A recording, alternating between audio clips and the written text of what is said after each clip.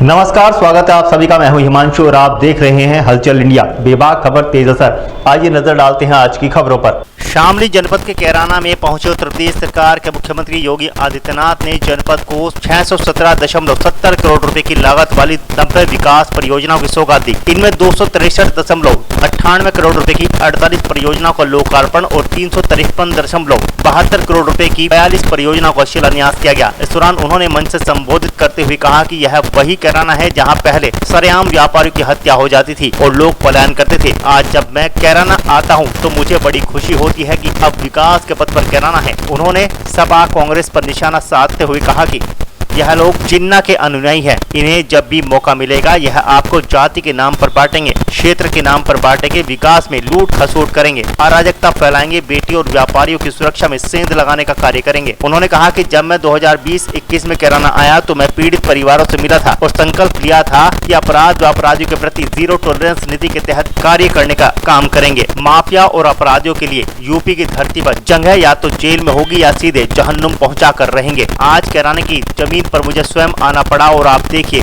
PSC की कितनी भव्य battalion बन रही है। अब उत्तर प्रदेश का शामली कॉरिडोर का संगम बन चुका है। हमारी सरकार कांवड़ यात्रा का स्वागत करती है, पुष्प वर्षा करती है। यह सरकार आस्था का सम्मान करती है। उन्होंने कहा कि कांवड़ यात्रा को सकुशल पूर्व की भांति संपन्न कराया जाएगा और कोई भी हुड़दंग करता है तो कान पकड़कर बाहर का रास्ता दिखाया जाएगा। शामली अंबाला एक्सप्रेसवे और गोरखपुर शामली एक्सप्रेसवे का संगम, त्रिवेणी का संगम बन चुका है। एक्सप्रेसवे का ये इंफ्रास्ट्रक्चर याद करना, यहां की युवा पीढ़ी की ऊर्जा का उपयोग अगर सकारात्मक दिशा में किया गया, आने वाले समय में यह इंफ्रास्ट्रक्चर और सुरक्षा का बेहतर माहौल हमारे शामली को एनसीआर के सबसे धनी और सबसे समृद्ध जनपदों में खड़ा करके रख देगा। याद करिए आज से 10 वर्ष पहले आप बिजली के लिए तरसते थे और आज शामली अपने यहां से 400 केवीए के एक बड़े ट्रांसफार्मर के सब स्टेशन के माध्यम से, विद्युत स्टेशन के माध्यम से पश्चिमी उत्तर प्रदेश में बिजली की आपूर्ति करने का माध्यम बना हुआ। आज से 10 वर्ष पहले मेडिकल की सुविधाएं नदारद थी। पहले ही 3 वर्ष के अंदर शामली ने जो प्रगति की 17 से 20 के बीच, मैं 20-21 में देख रहा था जब कोरोना महामारी थी, शामली के लोग तो स्वस्थ थे ही, लेकिन देश के अन्य क्षेत्रों से, दिल्ली और अगल बगल के क्षेत्र से लोग उपचार कराने के लिए शामली के हॉस्पिटलों में आने के लिए मजबूर हो गए थे। बहनों और भाइयों, ये विकास का मॉडल है जो डबल इंजन सरकार आपको दे रही है।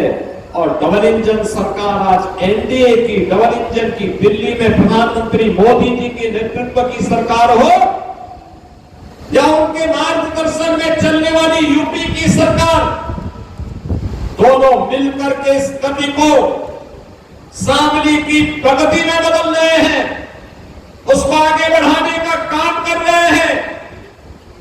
याद करिए जो भी यहां प्रसन्न चौधरी कह रहे थे मंच से, यहां के जनप्रतिनिधि चौधरी जयंत सिंह जी ने भी, चौधरी वीरेंद्र सिंह जी ने भी, मोहित बेनीवाल ने भी, सुरेश राणा जी ने भी। सुरेश राणा तो हमारे गन्ना मंत्री थे। आज जो भी हमारे सामने चीनी मिलों की चलती हुई स्थिति है, उसमें जो सुधार है, यह स्वतंत्र भारत के इतिहास में चौधरी चरण सिंह जी के बाद अगर उस चीनी मिलों के पुनरुद्धार का बीड़ा किसी ने उठाया है तो इसी माटी के सपूत से सुरेश राणा ने 2017 में उठाई थी। और बहनों और भाइयों, आज उसका परिणाम है 122 चीनी मिलें चल रही है। और जब मेरे सामने प्रस्ताव आया कि गन्ना किसानों के गन्ना मूल्य का भुगतान समय पे हो, उसकी व्यवस्था तो कराई गई, लेकिन ये हुआ कि दाम भी बढ़ जाता तो अच्छा होता।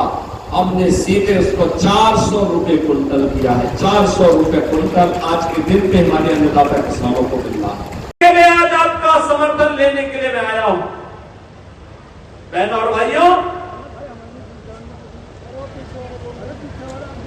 विकास का कोई विकल्प नहीं हो सकता। ये तो जितना के अनुयायी है, इन्हें जब भी मौका मिलेगा ये आपको बांटेंगे, जाति के नाम पर बांटेंगे, क्षेत्र के नाम पे बांटेंगे, विकास में लूट खसोट करेंगे, अराजकता फैलाएंगे, बेटी और व्यापारी की सुरक्षा में सेंध लगाने का कार्य करेंगे। मुझे याद है जब 2020-21 में जब मैं आया था यहां, पहले मैं 2017-18 में आया था, फिर 2021 में मैं आया था। मैं केराना में उस परिवार से भी मिला था जिस परिवार के एक सदस्य की हत्या 2015 में सरेआम केराना के बाजार में कर दी गई थी। और आज जब मैं आता हूं, मुझे लगता है जो हम लोगों ने संकल्प लिया था अपराध और अपराधियों के प्रति जीरो टॉलरेंस की नीति के तहत कार्य करने का, और जो संकल्प लिया था कि माफिया और अपराधी के लिए जगह यूपी की धरती में या तो जेल में होगा या उसको जहन्नुम पहुंचा करके रहेंगे। और बहनों और भाइयों, आज मुझे लगता है जब शामली की खुशहाली को देखता हूं, केराना के विकास को देखता हूं, थाना भवन के विकास को देखता हूं, लगता है कि हम लोगों के सार्वजनिक जीवन में आना सार्थक हुआ। आज लगता है सार्थक हुआ है। अब बेटी अपने घर में रह करके पढ़ रही है, स्कूल जा रही है, और शामली ने तो बहुत प्रगति की है। मैं पिछली बार आया था, मैंने यहाँ के स्कूलों का भी दौरा किया। मैंने यूपी बोर्ड और सीबीएसई बोर्ड के रिजल्ट भी देखे। उसकी मेरिट सूची में जब शामली का नाम मैंने देखा, मैंने उन बच्चों को लखनऊ में बुलाया और मैंने कहा कहाँ परिवार के लोग कहाँ रहते हैं? कहा अपने घर से स्कूल जाते हैं। मैंने कहा डर नहीं लगती? कहा नहीं, अब तो डबल इंजन की सरकार है, अपराधी जानता है अगर उसने कुछ भी हिमाकत की तो जेल या जहन्नुम वैसे दूसरी जगह तीसरी मिलने वाली नहीं है। और इसीलिए आज शामली प्रगति कर रहा है। बहनों और भाइयों, इस प्रगति की राह को और तीव्र करने के लिए आज मुझे स्वयं फिर यहां आना पड़ा। मैं भी आया हूं। देखो ना, केराना में मैंने कहा था हम पीएसी की एक बटालियन